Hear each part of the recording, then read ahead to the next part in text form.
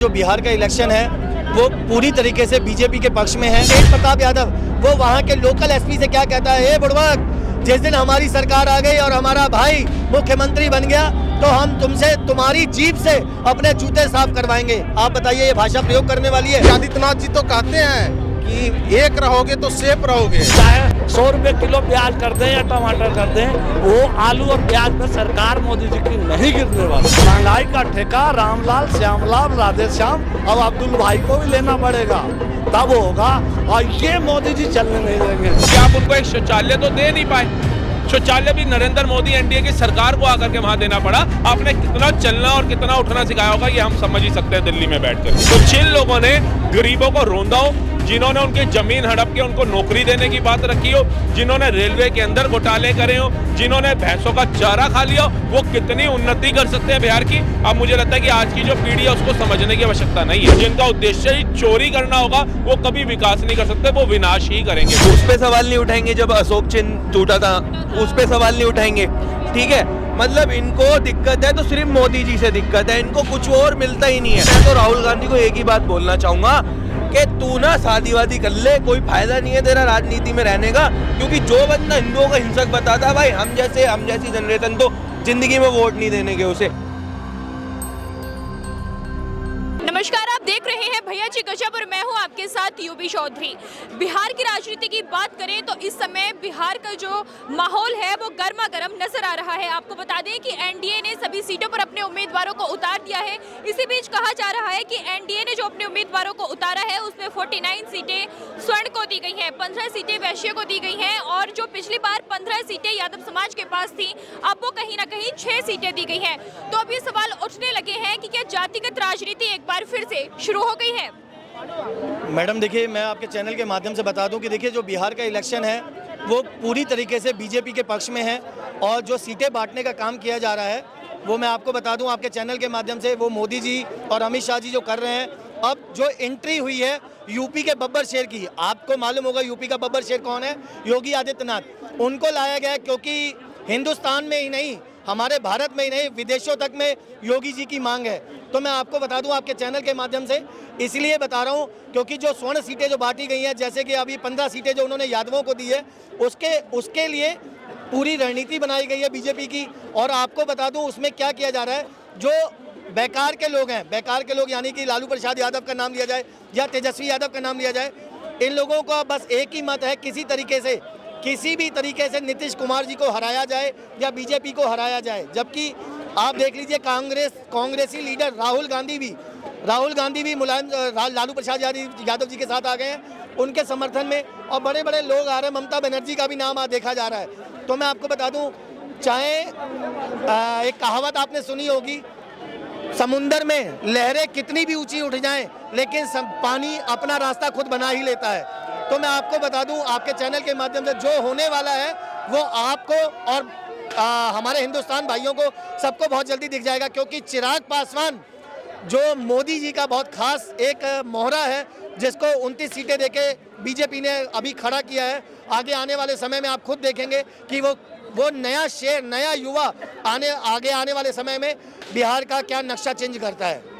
अगर हम नीतीश के कार्यकाल की बात करें तो कहा जाता है कि उससे पहले बिहार में जंगल राज था, तो उसके बाद नीतीश सरकार जब सत्ता में आई तो फिर क्या आपको बदलाव लगता है? क्या कुछ आप नीतीश के बारे में कहना चाहेंगे? मैडम ये तो किसी को बताने की जरूरत नहीं, लालू प्रसाद यादव जी हो या राबड़ी देवी हो, उनके कार्यकाल में जो घोटाले किए गए हैं, रेल घोटाला, चारा घोटाला और पता नहीं कौन कौन से घोटाले, मुझे तो नाम भी नहीं याद है। तो आप देखिए उनका खुद का साला, लालू प्रसाद यादव का साला जो साधु यादव, वो सबसे बड़ा स्टेट का सबसे बड़ा माफिया, खनन माफिया। उसके अलावा आप देख लीजिए उनका खुद का बेटा छोटा वाला तेज प्रताप यादव, वो वहाँ के लोकल एसपी से क्या कहता है, बुड़बक, जिस दिन हमारी सरकार आ गई और हमारा भाई मुख्यमंत्री बन गया तो हम तुमसे तुम्हारी जीप से अपने जूते साफ करवाएंगे। आप बताइए ये भाषा प्रयोग करने वाली है?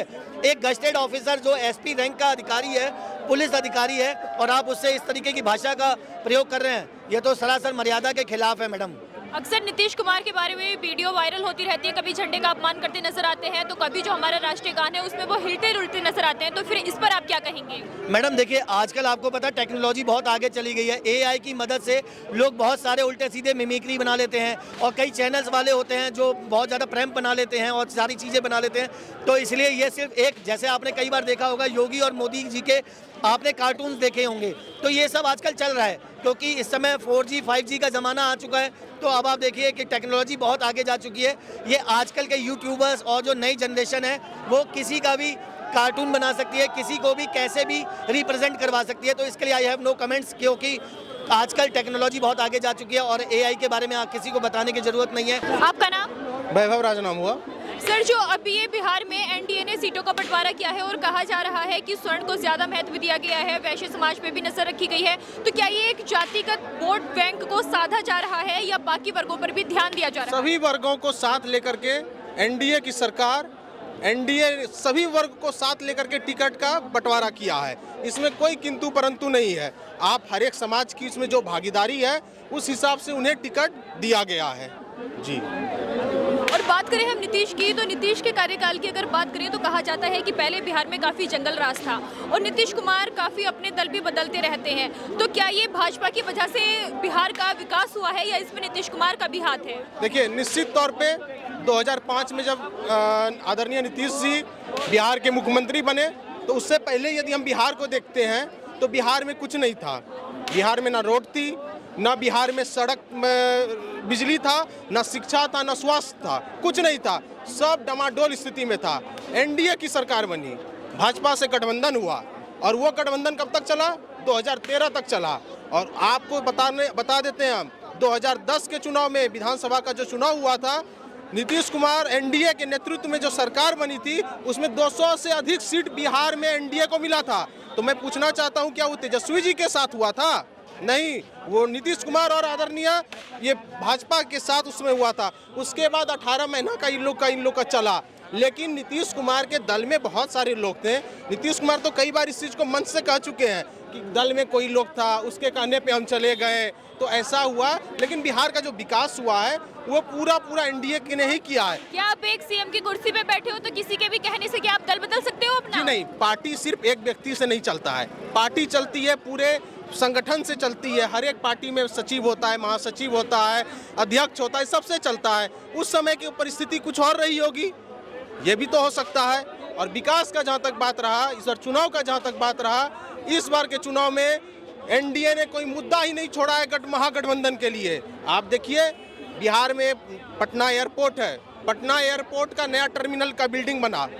बिहार लोग आ रहे तो देखता है कहाँ पे आ गए, ये दिल्ली का एयरपोर्ट है क्या? उसके बाद बिहटा में एक अलग से एयरपोर्ट बन रहा है, स्टेडियम बना।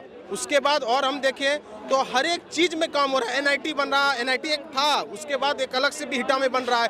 हर एक चीज़ को, रोड कनेक्टिविटी देख लीजिए, जो भी देख लीजिए, हर एक चीज़ में अद्वितीय कार्य कर रही है एनडीए सरकार। आज योगी आदित्यनाथ भी बिहार के दौरे पर रहे हैं, तो इसका राजनीति पे क्या कुछ असर देखने को मिलेगा? वो तो हिंदू हृदय सम्राट हैं योगी आदित्यनाथ जी। वो जिस जगह पे आ जाते हैं उस जगह पे एकदम हो जाता है कि हाँ, यहाँ से विजयी भवा हो चुका है। तो वो आए तो इसका असर तो और पड़ेगा। हमारा वोट जो है गोलबंद होगा।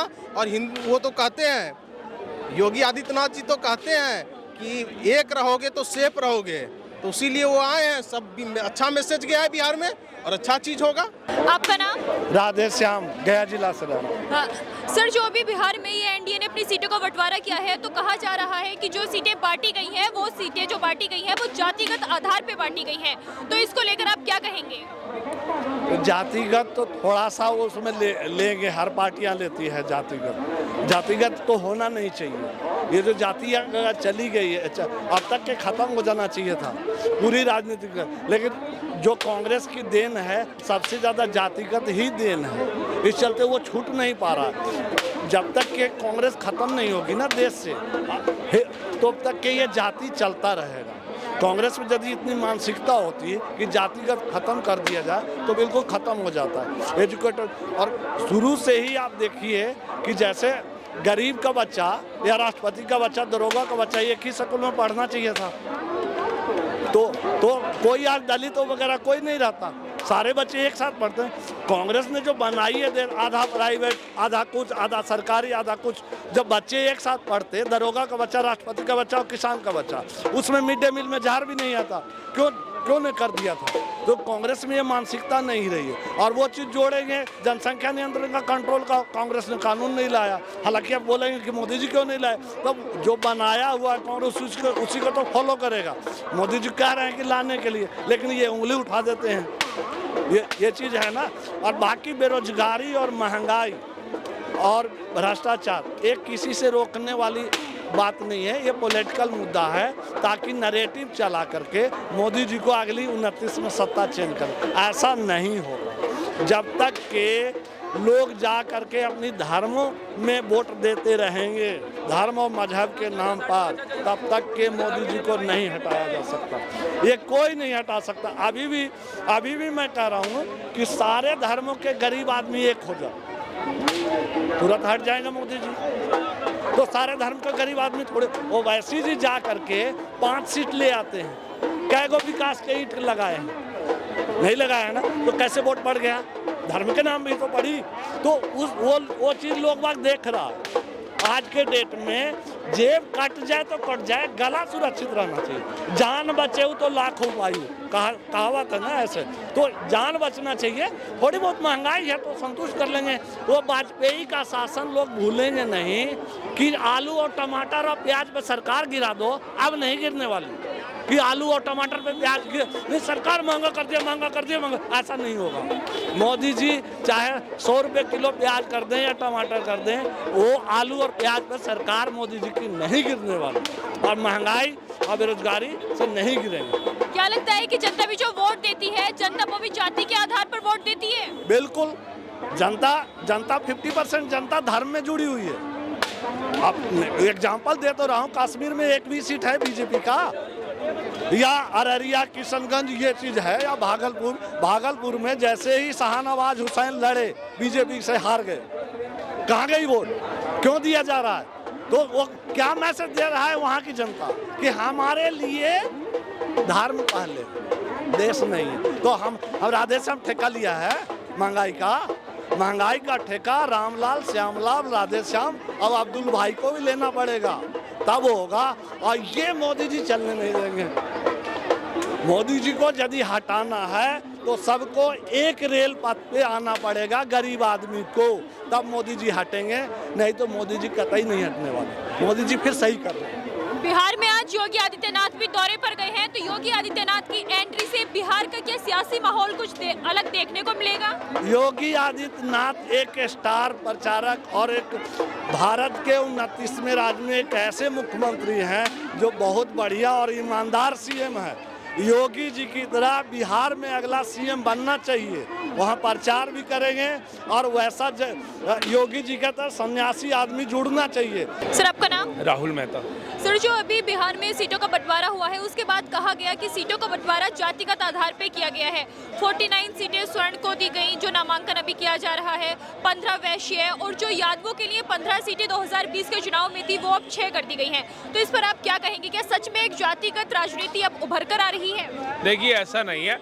भाजपा तो वो पार्टी है जो सबका साथ सबका विकास लेकर के चलती है। एनडीए वो सरकार है बिहार के अंदर जिसने जब गद्दी पे बैठी है और गठबंधन इन दोनों का हुआ है, तब बिहार ने तरक्की करी है। ये मैं नहीं बोल रहा हूँ, ये जो बिहार के लोग हमारे यहाँ पे काम करते हैं, दिल्ली के अंदर आते हैं, जो अपना घर बना चुके हैं, जिनके बच्चे यहाँ पे पढ़ लिख रहे हैं, वो बताते हैं कि जब हम अपने पिताजी माताजी से बिहार मिलने जाते हैं तो हमें लगता ही नहीं है कि ये वही बिहार है जो 2000 के अंदर हम छोड़ करके आए थे। आज सड़कें हों, एक्सप्रेसवों के जाल हो, गांव-गांव तक नल से जल की योजना हो, बिजली हो, कहते हैं लालटेन तो बिल्कुल ही गायब होगी हमारे घरों से।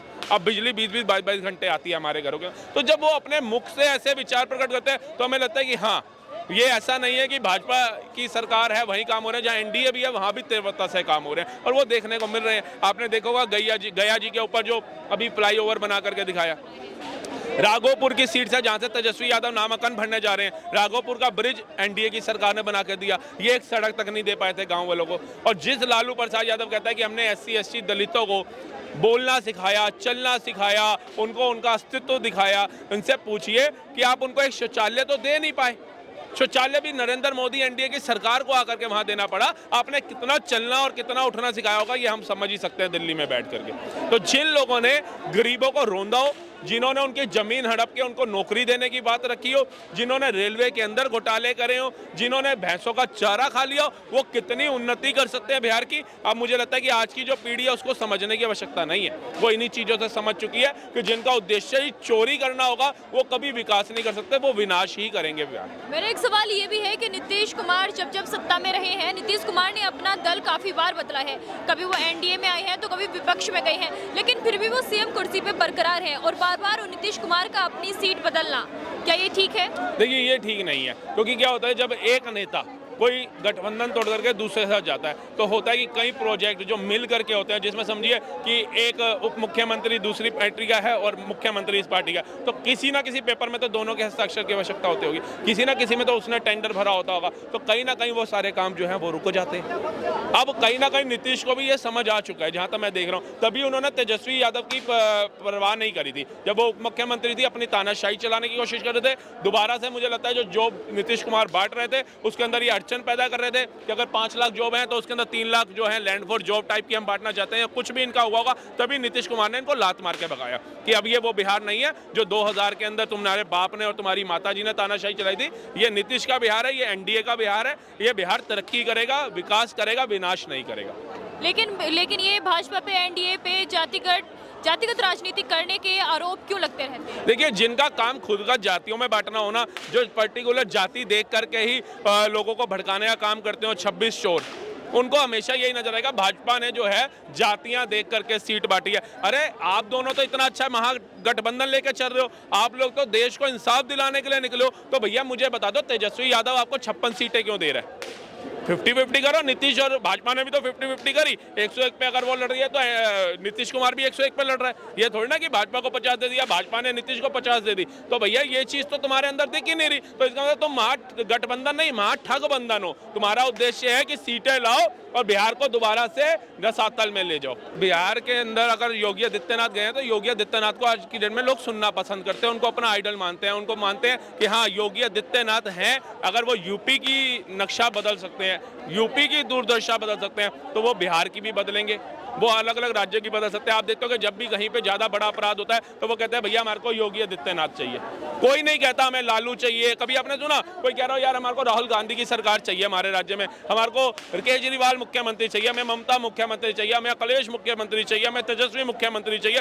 कोई भी नहीं कहता है कि नीतीश कुमार हमें मुख्यमंत्री चाहिए। देखिए नीतीश कुमार को तो बिठा रखा है ना, नीतीश को तो बिठा रखा है, और नीतीश ने जो 20 सालों से बैठे हुए हैं एक कुर्सी के ऊपर, और वो कुर्सी का एक पाया किसी के बाप में हिम्मत नहीं है हिला दे, तो इसका मतलब वो बिहार के लिए उचित है ना। ऐसे ही 2017 से इतिहास का कहते डंका तोड़ करके, क्योंकि हर 5 साल में यूपी में सरकार बदलती थी, आज इतिहास के पन्ने फाड़ डाले गए जब 2017 के बाद 2022 में दोबारा योगी आदित्यनाथ गद्दी पे बैठ गया। ऐसे ही लालू जो आज कुर्सी पे वहां आसन धार के बैठ जाते हैं और वो आते हैं उनके कार्यकर्ता पैर ऐसे छू छू करके जा रहे हैं। अरे मन बुद्धि अपने माँ बाप के पैर छू लो, तुम उसके छू रहे हो जो तुम्हारे राज्य का नहीं हुआ, जो तुम्हारी बहन बेटियों का नहीं हुआ, उसका साला साबुदीन हो चाहे बड़े बड़े गुंडों तेजाब तक फेंक देते थे लोगों के ऊपर, गाड़ियों के शोरूम लूट लिए, जिसके बेचारे के बाप आपने पाई जोड़ के शोरूम बनाया होगा, अपना उद्योग चलाया होगा, उससे कोई लूट के ले जाए तो उसके परिवार और उससे पूछो क्या बीतती होगी उसके ऊपर। तो ऐसे लोगों को आप सोच रहे हो कि भैया जी हम ला करके बिहार में सीएम बना देंगे, तो जो साइकिल पे घूम रहे हैं ना बिहार के लोगों की साइकिल भी बिकवा देगा लालू का परिवार। जिस समय दंगों में जूझता था कि हाई कोर्ट को आके बोलना पड़ता था, जंगल राज है